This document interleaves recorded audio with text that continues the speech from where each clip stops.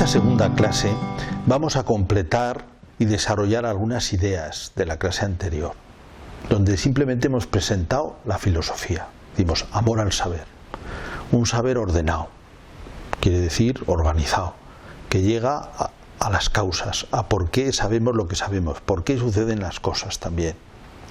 Y decíamos también, y un estilo de vida filosófico.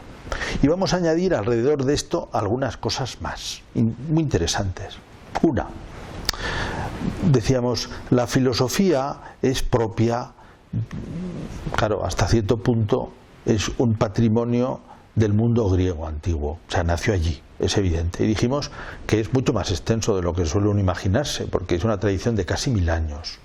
Hay un autor que se llama Diógenes Laercio, que hacia el siglo II de nuestra era escribe una vida de los grandes, de los más ilustres filósofos griegos, recogiendo toda la tradición que puede, muchísima gente, con muchas anécdotas, las que se conservan entonces. Muchas cosas se han perdido, muchas obras de estos filósofos, unos mejores, otros peores, se han conservado en realidad aquellos que la tradición posterior ha considerado más importantes y se ha ocupado de mantenerlos vivos.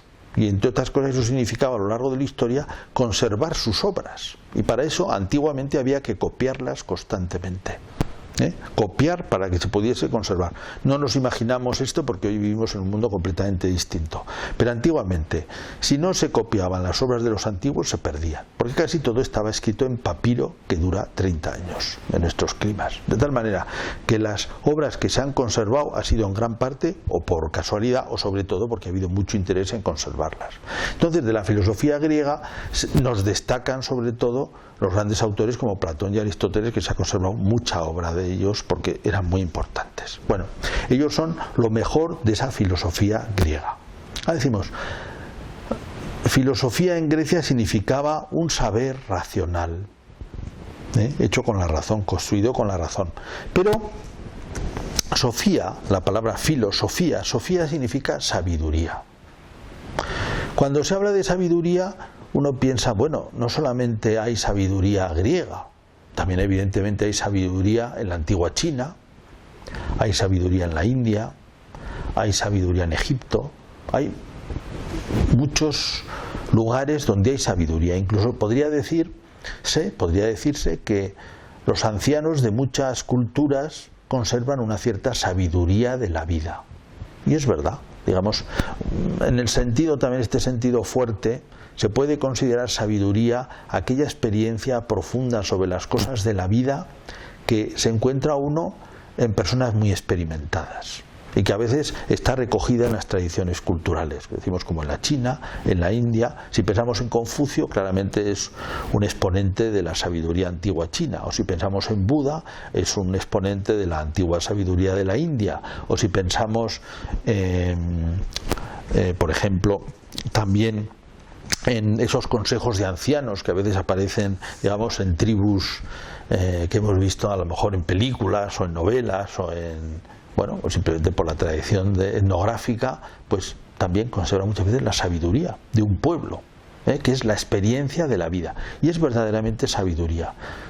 Entonces se puede decir que la sabiduría es un conocimiento profundo de lo que tiene que hacer el ser humano, conocimiento profundo y que está un poco repartido por todas partes. Frente a esto, la filosofía en un sentido más estricto sería esto, pero organizado más racionalmente, esto con más experiencia racional, esto más sistematizado, podríamos decir. Claro, no se puede establecer una frontera muy exacta, pero tendríamos así una cierta definición. Sabiduría es el conocimiento profundo sobre cómo tiene que vivir el hombre. La filosofía es más amplia, porque es, decíamos, el conocimiento sobre cómo tiene que vivir el hombre, también el conocimiento sobre cómo es el mundo, y todo esto de una manera sistemática y por causas. Históricamente, sobre esto que hemos dicho, claro, la filosofía antigua filosofía significa amor al saber entero. Entonces, históricamente ha habido una emancipación de este saber entero por especialización. El saber antiguo, que es el que se transmite por las universidades medievales, que llega hasta el siglo XIX, Llama filosofía a todo conocimiento, a todo amor al saber. Y como decíamos, muchísimos pensadores franceses, pero no solo pensadores, sino también químicos, lo que llamaríamos químicos, franceses o ingleses del 19 o alemanes, se consideran a sí mismos filósofos. Y en realidad, podríamos decir, se dedican a la química o se dedican a la física. Y si nos acercamos al libro más famoso de Newton, se llama Philosophiae Naturalis Principia Mathematica, que es principios matemáticos de la filosofía natural, porque todavía se llama filosofía natural a todo conocimiento de la naturaleza. Claro, con el desarrollo de los conocimientos científicos, que es muy lento y dura muchos siglos, se puede decir que hay un proceso de emancipación entre los siglos XV y el siglo XIX. Es decir, se van configurando poco a poco las ciencias, hoy llamamos ciencias a las ciencias experimentales, a saberes que se han separado de la filosofía. La antigua filosofía lo comprendía todo, como decíamos. Incluso en España, hasta mediados del siglo XIX, las ciencias experimentales, bueno, España en toda Europa, las ciencias experimentales están dentro de la Facultad de Filosofía, porque era lo que se llamaba filosofía natural, todavía en el sentido del libro de Newton, abarcaba todo el conocimiento de la naturaleza que se tenía. Es decir, cualquier cosa que hubiera que explicar en la universidad se metía ahí. Luego se podía dividir en secciones, y entonces en el siglo XIX se hace una división dentro de la Facultad de Filosofía entre filosofía y letras, que era el conocimiento de los filósofos y también la literatura, y ciencias experimentales, en el siglo XIX. Bien, efectivamente las ciencias experimentales tienen otro método. Hemos dicho, por un lado está la sabiduría, el conocimiento alto de la vida. Por otro lado está la filosofía, que es un conocimiento más racional, utilizando todo lo que se ha dicho en la historia, que tiene interés, que es racional. La historia es muy importante porque ahí podemos ver lo que ha pensado mucha gente y lo podemos utilizar. Tenemos la sabiduría, por ejemplo, de los antiguos o de muchas sabidurías, la filosofía, y luego tenemos toda esta emancipación de las ciencias experimentales, de las distintas ciencias. En realidad cada cosa ocupa su sitio. Hay una experiencia de la vida, cuando uno se hace mayor, cuando ha vivido mucho, cuando ha podido hablar con otros, cuando ha podido pensar sus cosas, que es verdaderamente sabiduría. Un conocimiento alto y al mismo tiempo práctico de cómo tiene que vivir el ser humano. Eso es sabiduría. La filosofía es ese conocimiento también alto, abstracto, general, de toda la realidad y también de la vida humana. Y después tenemos las ciencias. A veces se describe la emancipación de las ciencias como si hubiera sido una especie de pelea. A veces se dio peleas, siempre se dan en las universidades, siempre hay unas peleas, ¿no? Y en todas partes, ¿no? Donde no hay peleas. Pero en realidad todo ocupa su sitio y todo puede tener una relación importante. Las ciencias nos dan una experiencia de la vida, nos da una experiencia de la materia sobre todo. Dice la física, la química, la biología de los seres vivos. Algunas ciencias son un poco más difíciles, experimentales, como la psicología o la sociología. Incluso un poco no están del todo hechas, ¿no? Porque no tienen unos principios tan claros para poderse organizar. Pero bien, es otro problema en el que lo entramos ahora. Todas estas ciencias aportan un conocimiento de la realidad. Y la filosofía sobre el conocimiento de la realidad, digamos, funciona con dos grandes campos de entrada, que son el conocimiento de cómo son las cosas, que eso va a dar lugar al final a la filosofía de la naturaleza y después a la metafísica.